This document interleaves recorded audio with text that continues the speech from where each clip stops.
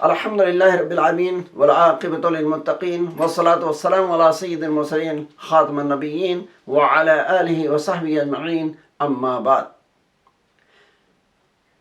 محترم ناظرین، قابل احترام سامعین، السلام علیکم ورحمۃ اللہ وبرکاتہ۔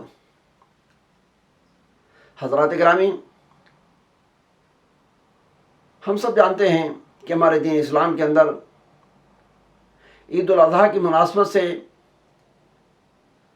قربانی جانور کی پیش کرنا ہر صاحب استطاعت اور طاقت رکھنے والے پر ضروری قرار دیا گیا ہے۔ اللہ کے نبی جناب محمد رسول اللہ صلی اللہ علیہ وسلم نے اپنے قول و فعل سے اس کی تاکید فرمائی ہے اور یہ سنت موقدہ ہے۔ اس کی عظمت، اہمیت، فضیلت مختلف طریقے سے ہمیں سمجھائی اور بتائی گئی ہے، لیکن جو بھی اس کا اجر و ثواب ہے یہ ہمیں اسی وقت حاصل ہوگا جب ہم اسلامی طور طریقے کے مطابق اس کو انجام دیں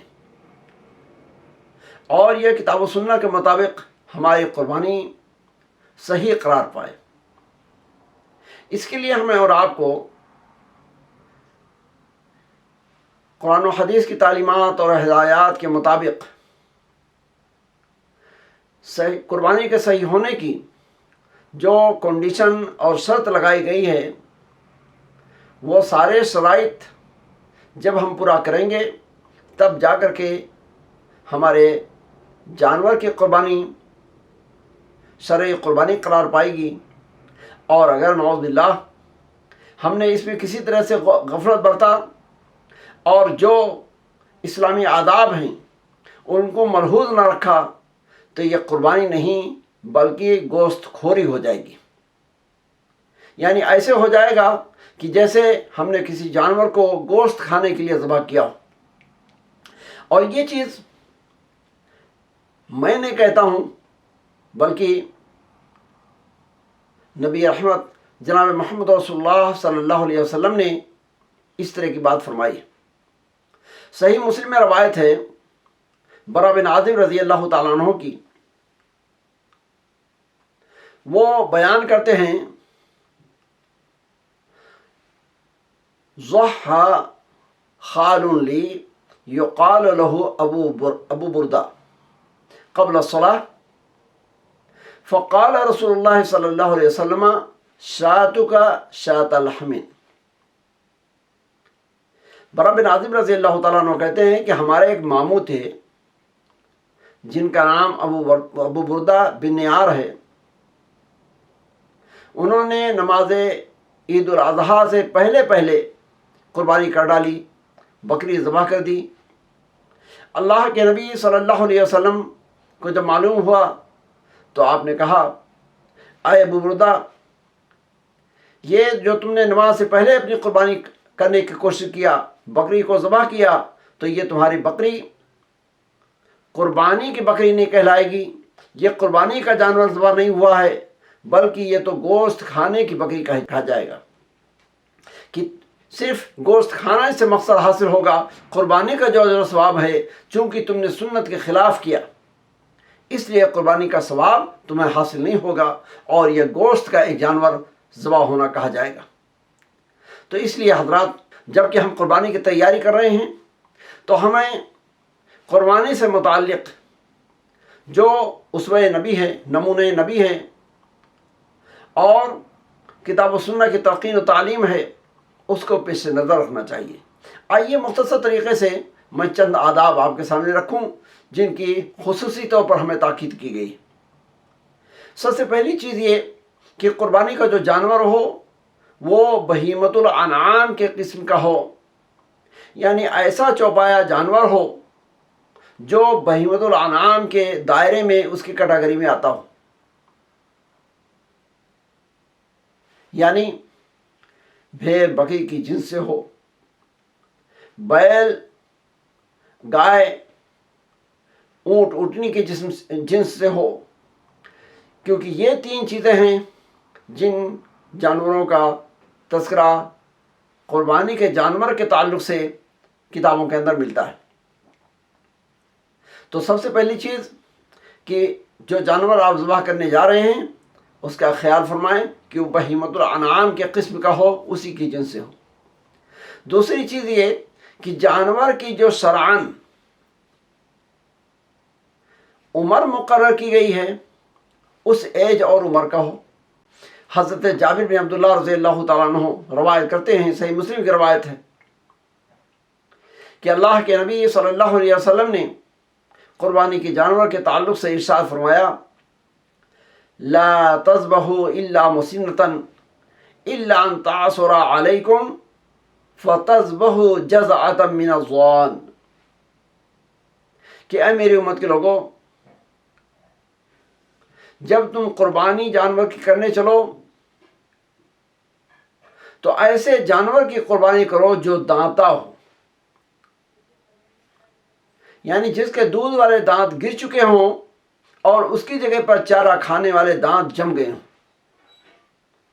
اور اگر دانتا جانور حاصل کرنے میں دقت و دشواری ہو اور بکری کا 6 مہینے کا 7 مہینے کا اگر تندرست بچہ تمہیں مل جائے تو ایسی مجبوری کی حالت میں تم اس کی بھی قربانی کر سکتے ہو۔ پتہ چلا یہ کہ عام طور پر ہمیں جس جانور کی قربانی کرنے کی اجازت دی گئی ہے وہ دانتا جانور ہے، چاہے وہ بکری کے قسم کا ہو، چاہے گائے کے قسم کا ہو، چاہے اونٹ کے قسم کا ہو۔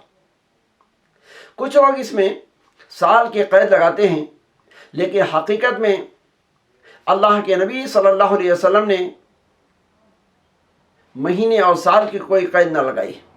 محدثین کی تحقیق کے مطابق جانور کو دانتا ہونا چاہیے، یہ اصل چیز ہے جو قربانی کے جانور کے تعلق سے ہمیں بتلائی اور سمجھائی گئی۔ ہاں، یہ اور بات ہے کہ بکری عام طور پر 1 سال گزرنے کے بعد اس کے دانت نکل آتے ہیں، بیل اور گائے 2 سال کے بعد دانتتے ہیں، اور اونٹ یہ 5 سال کے بعد اس کے دانت نکلتے ہیں، یعنی چارہ کھانے کے دانت۔ اب اس کو کچھ لوگوں نے لے کر کے عمر کو ہی اصل قرار دے دیا، حالانکہ عمر تو ایک گیس لائن اور گمان کی چیز تھی، اندازے کی چیز تھی۔ شریعہ کی جو چیز ہے وہ دانتا ہونا ہے۔ دوسری چیز قربانی کے جانور کے تعلق سے ہمیں جو بتائی گئی ہے وہ یہ کہ جانور ان عیوب سے پاک ہو جن کی وجہ سے شرعاً قربانی نہیں ہوتی۔ اللہ کے نبی صلی اللہ علیہ وسلم نے ایسے عیوب کا ذکر کرتے ہوئے ارشاد فرمایا کہ اربع لا تجزئ فی الاضاحی، کہ لوگوں یاد رکھو 4 طرح کے عیب ہیں جن کے ہونے سے، جن کے پائے جانے پر جانور کی قربانی نہیں ہو سکتی۔ العوراء بین عورھا، ایسا اندھا جس کا اندھاپن بالکل ظاہر ہو۔ العرجاء بین ارجھا، ایسا لنگڑا جس کا لنگڑاپن بالکل ظاہر ہو۔ المریضۃ البین مرضھا، اور ایسا بیمار جس کی بیماری بالکل واضح اور ظاہر ہو۔ والکثیرۃ التی لا تنقی، اور قربانی کا جانور ایسا دبلا بھی نہ ہو کہ ہڈی کے اندر جو گودا ہوتا ہے وہ سوکھ چکا ہو۔ اللہ کے نبی صلی اللہ علیہ وسلم نے ان عیوب کا تذکرہ کر کے ہمیں اور آپ کو آگاہ کیا کہ اگر کسی جانور کے اندر اس طرح کا عیب پایا جاتا ہے تو وہ جانور قربانی کے قابل نہیں رہ جاتا ہے۔ یہاں پر ایک بات ہمارے اور آپ کے غور کرنے کی ہے کہ اللہ کے نبی صلی اللہ علیہ وسلم نے ان عیوب کا تذکرہ کر کے ایک چیز یہ ہمیں اور آپ کو بتلائی ہے کہ یہ عیب بالکل ظاہر ہو، جس سے پتہ چلتا ہے کہ اگر عیب ہو لیکن چھپا ہوا ہو، ظاہر نہ ہو، تو یہ عیب قربانی کا عیب نہیں رہ جائے گا اور ایسے جانور کی قربانی ہو سکتی ہے۔ آگے کے الفاظ آپ سنیں۔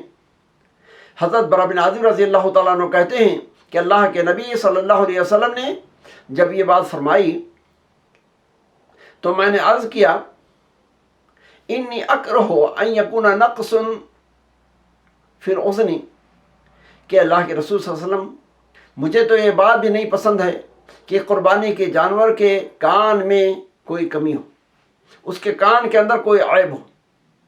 اللہ کے نبی صلی اللہ علیہ وسلم فرمایا فَإِن كَرِهْتَ فَدَعْهُ، اگر تم ایسے ہی معمول عیب کے پائے جانے پر قربانی کرنا ایسے جانور کی ناپسند کرتے ہو تو نہ کرو۔ وَلَكِنْ لَا تُحَرِّمْهُ عَلَىٰ أَحَدٍ، لیکن ایسے جانور کے قربانی کرنے کو دوسرے کے لیے ناجائز نہ ٹھہراؤ، یعنی یہ فتویٰ نہ دو کہ اتنا عیب پائے جانے کی وجہ سے یہ قربانی جائز نہیں ہوگی۔ یہاں پر ہمیں اور آپ کو یہ بات واضح طور پر معلوم ہو جاتی ہے کہ اگر تھوڑا بہت عیب ہو تو اس کی سیاح کے اندر گنجائش ہے۔ آج ہمارے یہاں فیجی میں کچھ لوگ یہ سوال کرتے ہیں کہ گورنمنٹ جانور کے کان میں نشان کے طور پر ہول کرتی ہے، تو کیا یہ بھی عیب شمار کیا جائے گا یا ایسی چیز کی گنجائش ہے؟ اس حدیث کی روشنی میں ہمیں اور آپ کو یہ بات معلوم ہوتی ہے کہ یہ چیز ایسا عیب نہیں ہے کہ جس کی وجہ سے آپ قربانی نہ کر سکیں۔ تو بہرحال شریعہ نے ہمیں جس حد تک باؤنڈ کیا ہے، ہمیں وہیں اسی حد تک اپنے آپ کو جو ہے باؤنڈ رکھنا چاہیے۔ جہاں پر گنجائش دی ہے اس سے ہمیں نہ خود اپنے آپ کو محروم رکھنا چاہیے، نہ دوسروں پر پابندی لگانی چاہیے۔ تو بہرحال عیوب مانعہ جو اللہ کے رسول صلی اللہ علیہ وسلم نے گنائے وہ یہ تھے جیسا کہ آپ نے حدیث سنی۔ تیسری چیز کہ قربانی کا جو وقت ہے اس کے اندر قربانی کی جائے۔ قربانی کے اوقات کے تعلق سے ہمیں جو حدیث سے بات معلوم ہوتی ہے وہ یہ کہ یوم النحر کو، یوم الاضحیٰ کو، نماز بقرعید کے ادائیگی کے بعد سے 13 ذی الحجہ کے سورج غروب ہونے سے پہلے تک کا ٹائم رہتا ہے، یعنی یوم النحر اور ایام تشریق کے اندر آپ قربانی کر سکتے ہیں۔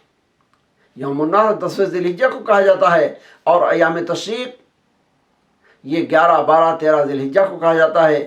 تو 13ویں ذی الحجہ کی سورج کے غروب سے پہلے تک آپ کو قربانی کرنے کا موقع ہے۔ حضرت جبیر بن مطعم رضی اللہ تعالیٰ عنہ کی مشہور روایت ہے، وہ بیان کرتے ہیں کہ اللہ کے نبی صلی اللہ علیہ وسلم فرمایا کہ ایام التشریق ایام الذبح، کہ تشریق کے جو ایام ہیں یعنی 11 ذی الحجہ، 12 ذی الحجہ، 13 ذی الحجہ، یہ قربانی کے ذبح کرنے کے دن ہیں۔ ان اوقات میں قربانی کی جا سکتی ہے۔ تو بہرحال ہمیں ان اوقات کا خیال کر کے اپنی قربانی کو انجام دینا چاہیے۔